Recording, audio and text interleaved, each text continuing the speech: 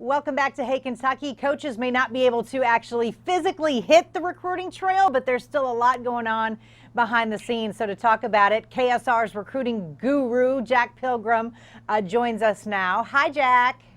Hi, how are you? I'm good. So after Matt Harms decided to go to BYU, that still leaves some front court openings for John Calipari. So now we're probably not talking about the top tier guys, but maybe the next tier down. One of those guys is Maker, who was not even going to go to college initially, was going to go straight to the pros. Now he may be reconsidering. And another guy in Frank Anselem. Can you talk about those two guys and where they stand with Kentucky right now? Well, I actually talked to Maker last summer at the MBPA Top 100 camp, and he had just high praise for the Kentucky program. John Calipari said, DeMarcus Cousins, Anthony Davis, Karl Anthony Towns went down the list. You could tell that he had done a lot of research on the program, but even back then, it seemed like the Kentucky coaching staff was very hesitant to go all in on him, knowing the professional rumors. And those rumors kind of came to fruition when he did submit his name in the NBA draft.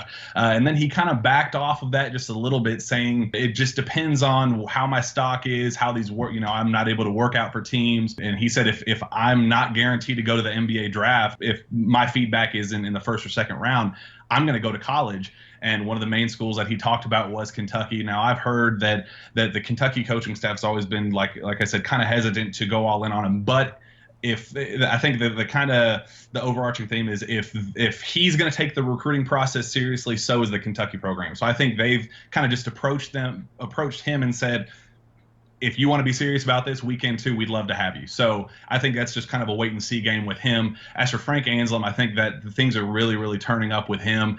They've had two Zoom meetings with him over the last 3 days, I believe. Last night was a big one with Coach Callie and Joel Justice. They kind of talked about how he'd be using the system, a timetable for a decision. And I think there's not an official offer on the table. I don't think he necessarily cares about a formal offer, but there is a roster spot for him if he wants to take it. And I think things are kind of leaning that way, that he is going to end up taking it here in the next week or two. Cal's really done a good job historically of backing off guys that he doesn't think will be a fit, that might want to go pro, that maybe have some questionable stuff in their personality or their academics, whatever the case may be. So Maker is one of those things. I'd never even heard of Frank Anselem before. So that might be an indication that this staff believes they are going to need front court help big time. Yeah, absolutely. You talk about the G League stuff and backing off of players. Just yesterday, Daishen Nix announced that he was going to officially go to the G League. That was the guy that essentially begged for an offer from Kentucky, and John Calipari never extended it. Said, we're going to wait on this. We'll see how it goes. Jalen Green was a guy that really, really loved Kentucky, was high on the program.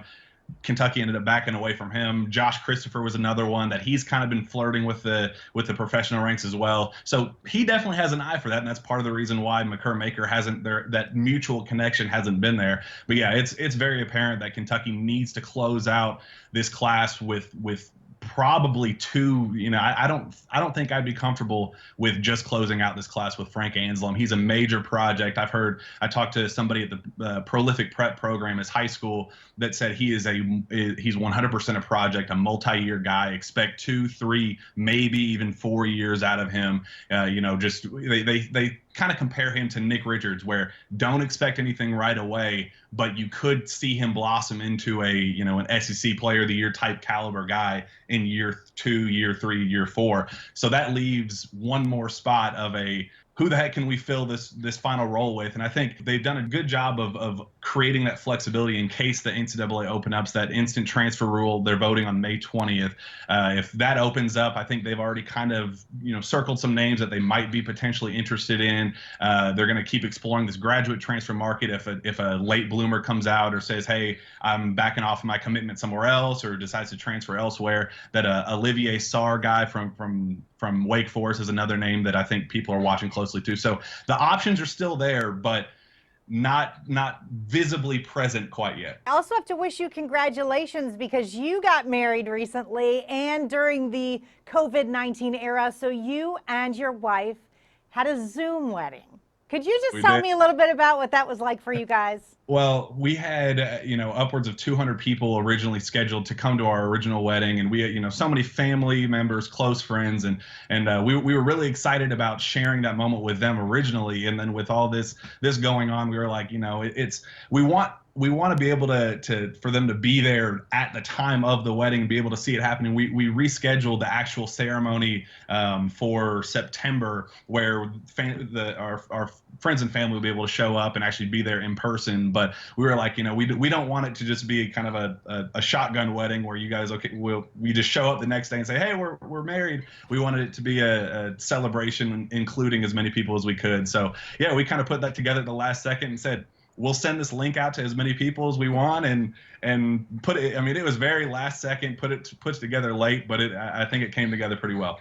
Well, congratulations. You'll definitely never forget it. Not that you forget your wedding day anyways, but what a cool thing, and congratulations. We will be checking in with you very soon, Jack, to keep us posted on all the recruiting info. We appreciate it. Thank you so much. Appreciate it. All right, Jack Pilgrim from KentuckySportsRadio.com. More Hey Kentucky right after this.